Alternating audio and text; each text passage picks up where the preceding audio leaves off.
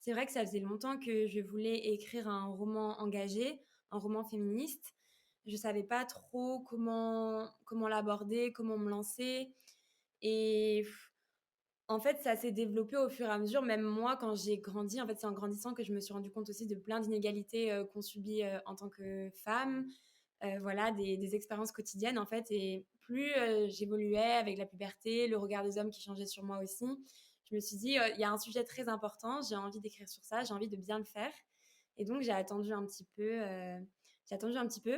et en fait, l'élément déclencheur, ça a été un cours, de gym parce que j'ai été professeure, de gymnastique pendant un an, j'entraînais un groupe.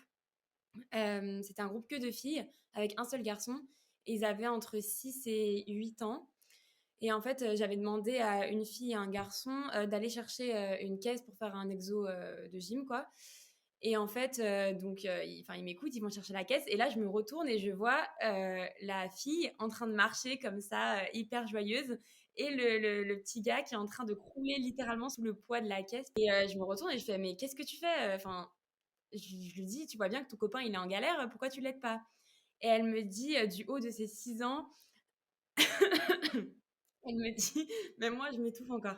Elle me dit: «C'était pour, savoir si c'était un vrai homme ou pas». Donc je la regarde un peu choquée et puis, je regarde le garçon et je dis: «Et toi, ça te dérange pas?» Et il fait: «Non, non, moi aussi je voulais voir si j'étais un vrai homme» et je me dis: «Bon, OK,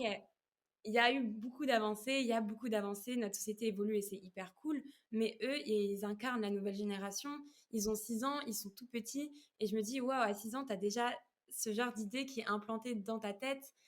et ouais, en fait, ça m'a choquée de voir que si petit, tu avais déjà des stéréotypes comme ça ancrés et là, je me suis dit: «Bon, c'est le moment, il faut que j'écrive, sur ce sujet-là» et du coup, j'ai commencé à faire des recherches et voilà, ça a été l'élément déclencheur, ça parmi un millier de petits éléments déclencheurs, au quotidien. Ouais, c'est vrai que mon anecdote, elle est assez dingue parce qu'on se rend compte du coup que les stéréotypes, ils sont intégrés, dès l'enfance et ça me fait penser, j'ai plus le nom de l'étude en tête, mais il y avait des scientifiques qui avaient fait, une expérience, on va dire, avec des garçons et des petites filles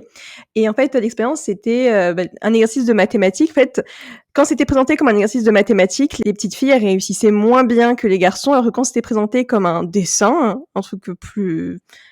moins scientifique, on va dire, là, les filles réussissaient autant que les garçons. Donc, en fait, c'est vrai que dès notre plus jeune âge, on est un peu biberonné à tous ces stéréotypes et en fait, on s'en rend même pas compte. Donc, c'est hyper important que tu aies pu écrire ce livre pour les autres générations, pour plus grandes, c'est vrai. Mais comme ça montre vraiment ton engagement et ça, je trouve ça chouette.